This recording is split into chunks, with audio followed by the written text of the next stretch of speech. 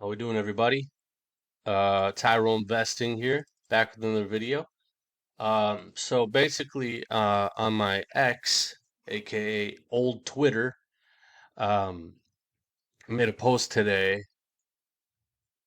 I post. Here we go. So I basically currently I have 441 subscribers.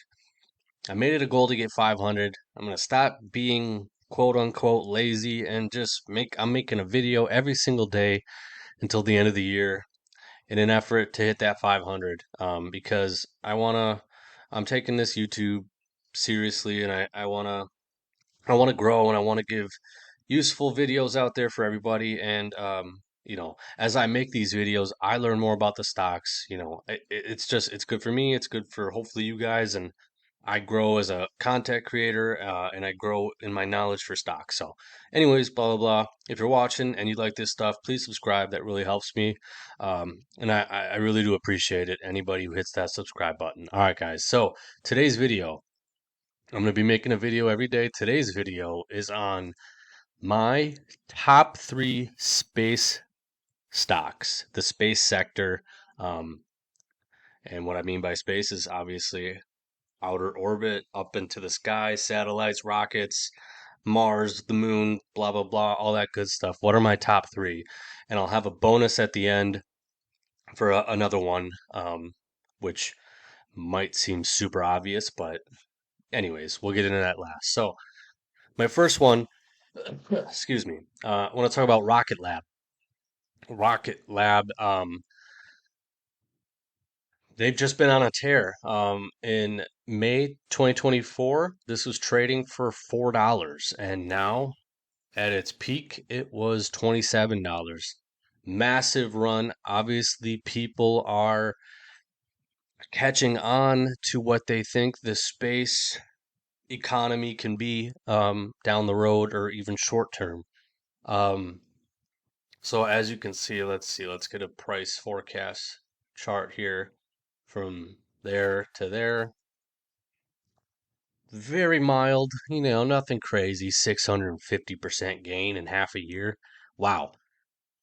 And honestly, that's not just Rocket Lab. You're going to see this in my other two stocks.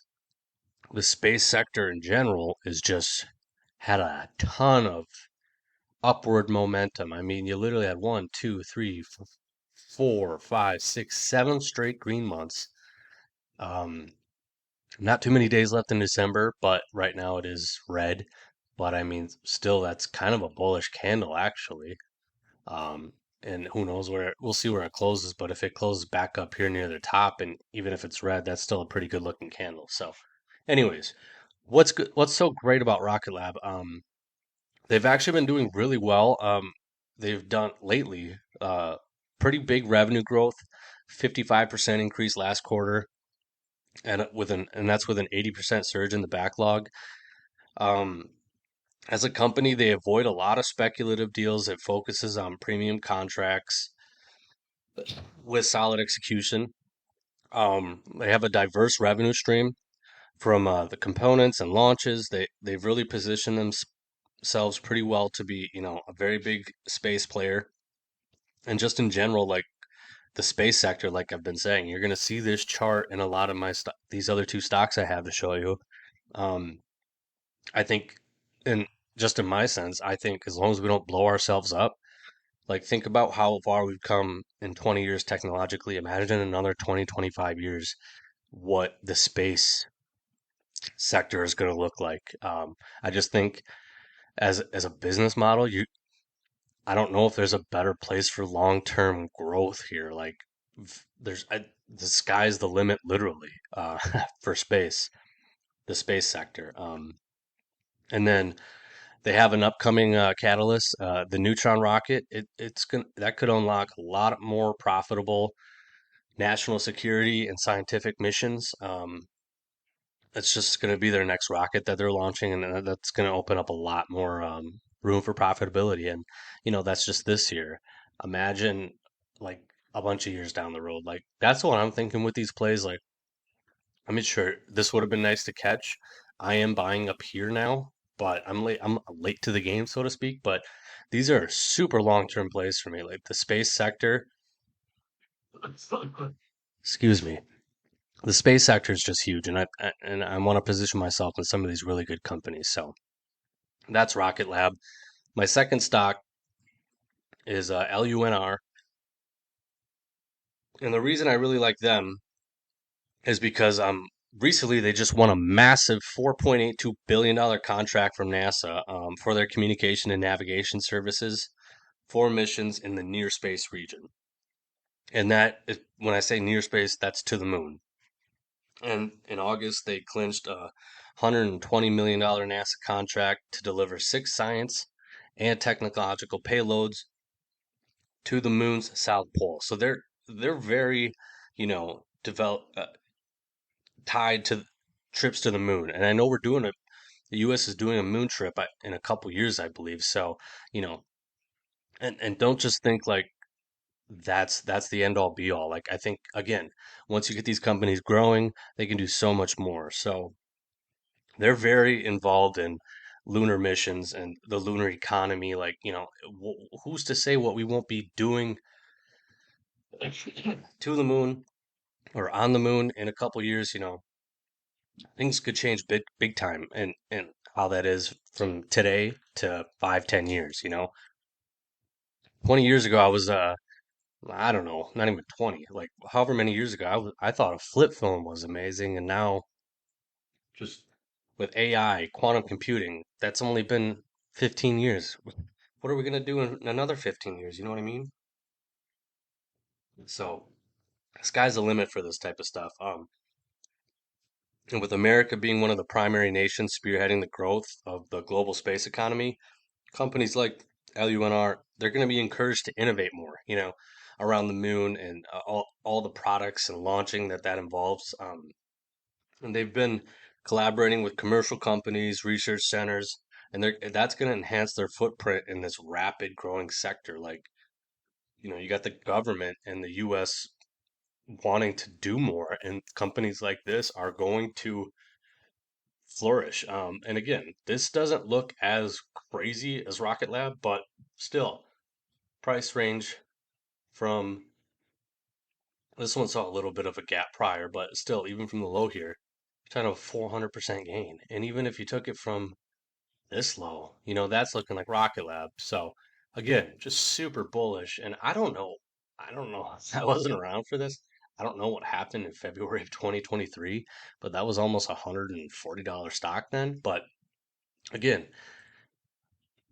this I just think the space sector, it's got that tailwind, and it's got the US economy, space economy backing it. So this is another company. This one specifically is more dealing with the moon, but um I just think, the future, the sky's the limit again, as cheesy as that sounds. My third stock, ASTS. I'm going to zoom out here on the monthly.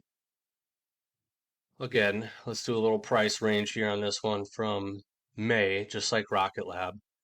This one's actually even more insane. $2 to almost 40. Just like meme stock type stuff. And I actually have heard people throw like, "Oh, this is a meme stock," but I mean, to me, that's just whatever. That I don't. You can read whatever you into that. This isn't a game stock. This isn't a cost, which is like a headphone company. You know, this is now ASTS has a probably the biggest competitor in Starlink, but what they do is they're backed by big players like AT&T and T and Verizon. They've invested a lot in this company and offered a portion of their spectrum and enable nationwide. They want to enable nationwide satellite coverage. And ASTS is a company. Their goal is to eliminate cellular connectivity gaps. Like even now, as it stands, I don't get the same service 5 blocks down the road than I do at home. It varies. There's a lot of gaps, and they want to get rid of those gaps. They want low orbit satellites, and they want to provide nearly 100% coverage throughout the whole nation. So, you know, That's huge. And again, like that's what they do now. Who knows what that'll be in 10, 5, 10, 15 years. There's a guy, Maxim, I don't even know how to say his last name, Maxim Menturov. He has the investment research at Freedom 24. He basically says that,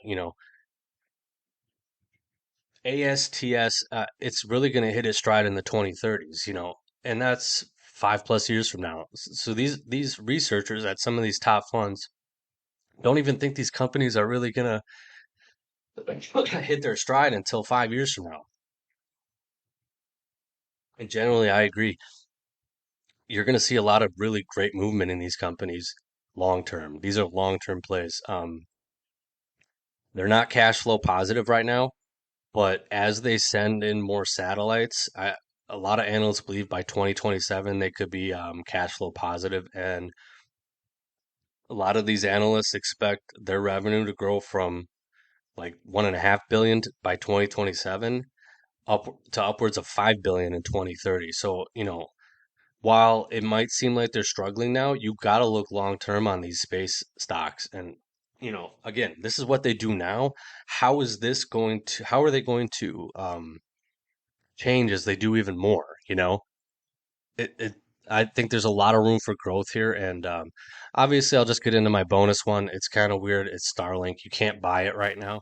Um, but in the future, I think you might be able to, and that's backed by Elon. So have at it with that one.